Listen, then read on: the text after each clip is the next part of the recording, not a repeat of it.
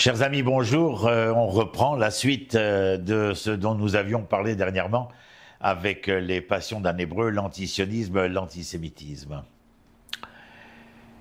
Puisqu'Israël doit être considéré comme une tête de pont pour la culture et l'influence occidentale au Moyen-Orient musulman, la lutte contre son existence est également justifiée dans le cadre de la guerre visant à protéger l'islam contre la domination occidentale. Cela est bien clair. Les trois éléments impératifs dont nous n'avions pas encore parlé la dernière fois sont, premièrement, qu'un Palestinien doit constamment lutter contre le sionisme et toutes les formes de lutte sont légitimes. Égorger des bébés, éventrer des femmes enceintes, violer, assassiner, tout est permis. Les Palestiniens utilisent le terme de mukawana, ou résistance pour désigner cette lutte. Éventrer, décapiter, violer, c'est de la résistance, le saviez-vous? La préférence entre les différentes méthodes de lutte doit être basée sur une considération coût-bénéfice concernant leur contribution à la promotion de la lutte contre le sionisme.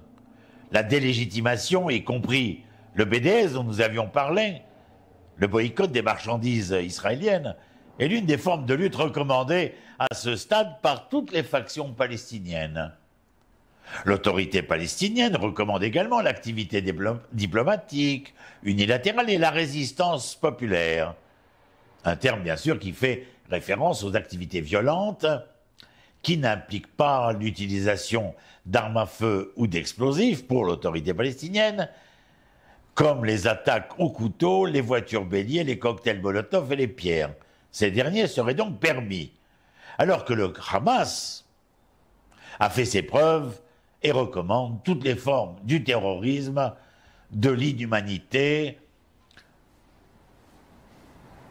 du génocide le plus total qui soit. Les Palestiniens doivent se considérer comme des victimes et les seuls en tant que tels du conflit. Leur statut de victime est le produit de l'Occident colonialiste, qui a lui légitimé la création de l'État d'Israël et du sionisme, qui est également responsable de la création du problème des réfugiés et de l'occupation depuis 48 et 67. Parce qu'ils sont des victimes. On ne peut jamais leur demander de rendre des comptes ou d'être responsables de ce qu'ils font.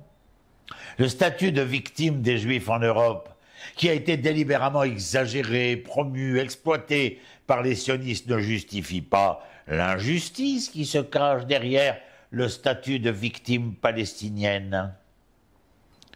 Les Palestiniens devraient toujours s'engager envers l'ensemble de la Palestine, même s'il n'est pas réaliste de croire qu'ils seraient capables de diriger ou de gouverner toute la Palestine dans un avenir proche sans transformer l'État possible ou potentiel en question comme devenant un État où régnerait l'islam radical, fondamentaliste, c'est-à-dire un État taliban.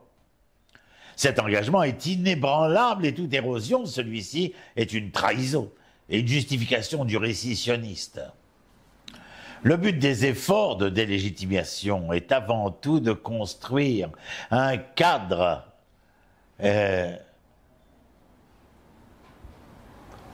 concernant ce conflit qui touche l'Occident, qui s'accorde avec ses piliers, estimant qu'ainsi le soutien international à Israël diminuera et sa capacité à utiliser,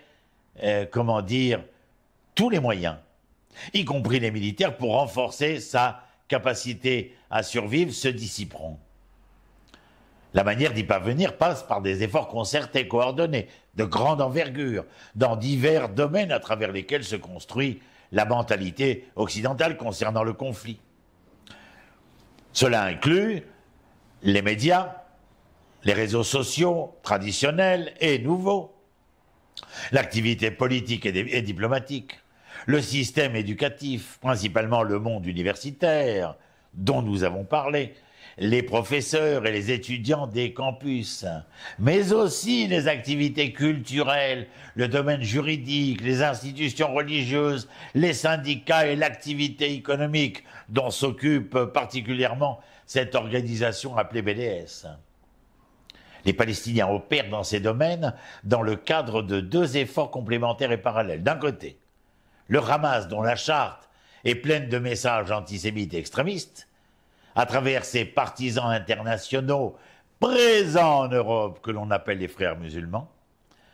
Il coopère avec des gauchistes radicaux de ce qu'on appelle aujourd'hui l'Alliance Vert-Rouge. Et ensemble, ils promeuvent un discours radical de délégitimation qui repose sur une logique anticolonialiste, anti-occidentale, anti-nationaliste. D'un autre côté, les mouvements palestiniens laïcs et nationaux soutenus par l'OLP et l'autorité palestinienne promeuvent aux côtés des libéraux radicaux occidentaux, y compris de nombreuses ONG, un discours de délégitimation fondé sur la logique des droits de l'homme. L'importance relative et la visibilité de la délégitimation ont considérablement augmenté au cours de ces 15-20 dernières années, tout comme son succès dans la définition du cadre dans lequel les libéraux occidentaux envisagent le conflit. Cette tendance a débuté vers l'an 2000-2001, suite au déclenchement de la deuxième intifada, et s'est accélérée à partir de 2005, après que cette campagne terroriste se soit révélée vaine. On a mis à profit l'effondrement du communisme qui a fait de l'engagement de détruire Israël comme moyen de rédemption des crimes occidentaux envers les musulmans une cause célèbre pour les anciennes organisations ultra-gauchistes en Occident. Pour exemple, mes amis, l'appel BDS de 2005 affiche une ambiguïté de langage dans les trois conditions qu'Israël devrait remplir pour que le boycott soit levé. Mettre fin à l'occupation et à la colonisation de toutes les terres arabes et démanteler le mur de séparation. Reconnaissance des droits fondamentaux des citoyens arabo-palestiniens d'Israël à la pleine égalité.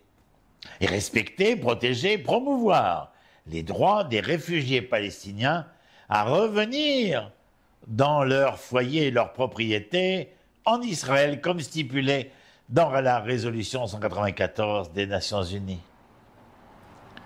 Mais cette ambiguïté superficielle a été facilement clarifiée, à la fois par les dirigeants du mouvement et par les critiques d'Israël. Voici quelques exemples. Le BDS signifie donc la fin de l'État juif. Le BDS n'est pas une étape supplémentaire sur la voie de l'affrontement final. BDS est la confrontation finale. Ces propos ont été tenus par Ahmed Mour, qui est un étudiant palestinien, lui-même militant du BDS. Le véritable objectif du BDS est de faire tomber l'État d'Israël, déclare Assad Abou Khalil, professeur de sciences politiques et leader du BDS à l'Université de Californie. Les discours mélodieux sur la démocratie, les droits et la justice masquent l'objectif du BDS qui n'est rien d'autre que la fin de l'État juif. Propos émis par M. Roger Cohen, un chroniqueur du New York Times.